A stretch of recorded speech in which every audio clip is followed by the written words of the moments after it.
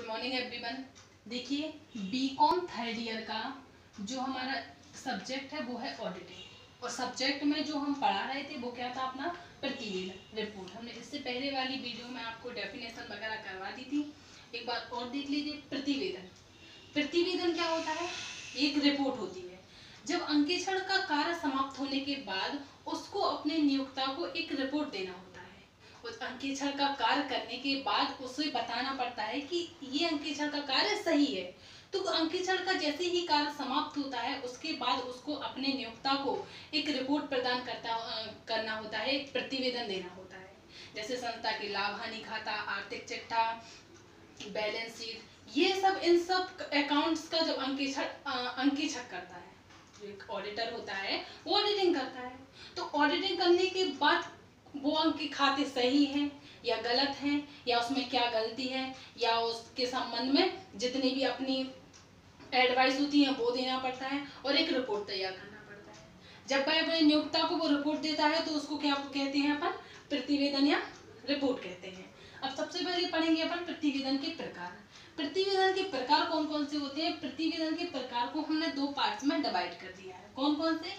कार्यक्षेत्र के आधार पर अंकेक्षण, दूसरा है प्रकृति के आधार पर अंकेक्षण। जो कार्यक्षेत्र के आधार पर अंकेक्षण होता है उसको तीन पार्ट्स में डिवाइड कर दिया है। कौन कौन से? अंतिम रिपोर्ट, मध्यांश रिपोर्ट और आंशिक रिपोर्ट। अंतिम रिपोर्ट कौन सी होती है? जब अंकेक्षण का कार्य समाप्त होने के बाद, मतलब कार्य को समाप्त होने के बाद, जब पूरा कार्य समाप्त हो जाए उसके बाद जो संपूर्ण लेखा पुस्तकों के संबंध में रिपोर्ट दी जाती है तो उसको क्या कहते हैं अपन? अंतिम रिपोर्ट, लास्ट रिपोर्ट। तो वो होती है अपनी अंतिम रिपोर्ट। दूसरी होती है मध्यस्थ रिपोर्ट। मध्यस्थ रिपोर्ट मतलब जो अंकेक्षण का कार्य समाप्त होने के बाद, अंकेक्षण का जब कार्य समाप्त नहीं होता है और बीच में ही उसको किसी कारणवश या किसी उद्देश्य की पूर्ति हेतु या नियोक्ता किसी की जांच करने हेतु रिपोर्ट मांग लेता है बीच में ही, तो उसको कौन सी रिपोर्ट कहती है अपन? मध्यस्थ रिपोर्ट।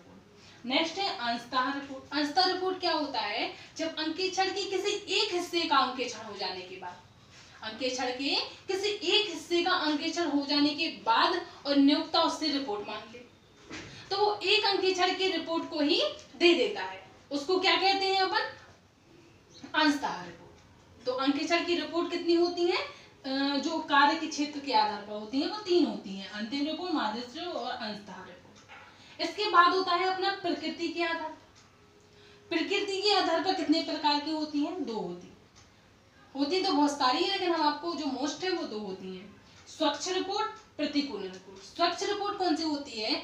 जो संपूर्ण प्रकार के अकाउंट होते हैं उनकी जांच करने के बाद जो रिपोर्ट दी जाती है, मतलब पता होता है कि जैसे हमने इतने सारे अकाउंट जांच किए, ये सब सही है, इसकी रिपोर्ट। तो ये क्या होती है? अपनी स्वच्छ रिपोर्ट। दूसरी होती है प्रतिकूलन। प्रतिकूलन रिपोर्ट कौन सी होती है? एडवांस, मतलब जब अंकेक्षण नहीं किया जाता है उससे पहले ही कुछ अपने एडवाइस दे दिया जाए या अपने हिसाब से कुछ बता दिया जाए तो उसको क्या बोलते हैं अपन? प्रतिकूलन रिपोर्ट। पता नहीं है लेकिन फिर भी हम बता रहे हैं कि मिनिमम मैक्सिमम ऐसा हो सकता है, तो वो होती है अपनी प्रतिकूल रिपोर्ट। इसके बाद आता है अंकेक्षण का महत्व, प्रतिवेदन का महत्व। प्रतिवेदन का महत्व क्या होता है? प्रत्येक संस्था, चाहे वह सरकारी हो, चाहे गैर सरकारी हो, चाहे एकांकी हो, चाहे सरकारी हो, चाहे सरकारी समितियां हो, चाहे कोई ऑफिस हो, या छोटा सा व्यवसाय हो, या कंपनियां हो, कुछ भी हो, प्रत्येक जगह पर अंकेक्षण की आवश्यकता पड़ती। अंकेक्षण का कार्य हर जगह प्रबल रहता है, हर जगह करने के लिए लोग इच्छुक रहते हैं। मतलब अगर कोई भी लाभ कमाने के उद्देश्य से कहीं अपनी पूंजी या पैसे लगा रहा है तो उसका एक ही अर्थ हुआ कि वो लाभ प्राप्त करने के लिए लगा रहा है, और उसे पता कैसे चलेगा कि कंडीशन क्या है? ऑडिटिंग करा के। तो वो प्रत्येक संस्था में प्रत्येक जगह पर अंकेक्षण की आवश्यकता पड़ती है। तो सबसे पहले है अंशधारी। अंशधारी जो कंपनी के मतलब जो ओनर होता है उसके लिए भी कंपनी की स्थिति पता करने के लिए वह अपनी कंपनी का ऑडिटिंग कराता है। दूसरा है अपना संचालक। संचालक के लिए भी अनेक प्रकार के ऐसे कार्य होते हैं जो वह ऑडिटिंग के ऊपर ही छोड़ देता है, ऑडिटिंग करने के बाद ही उसे पता चलता है। नेक्स्ट है लेनदार। लेनदार को भी आवश्यकता पड़ती है रिपोर्ट की, लेनदार भी अंकेक्षण की रिपोर्ट मांगते हैं, तो वो भी। नेक्स्ट है सरकार, सरकारी जितने सरकारी ऑफिस हैं, सरकारी कार्य हैं, वहां भी अंकेक्षण की आवश्यकता पड़ती है।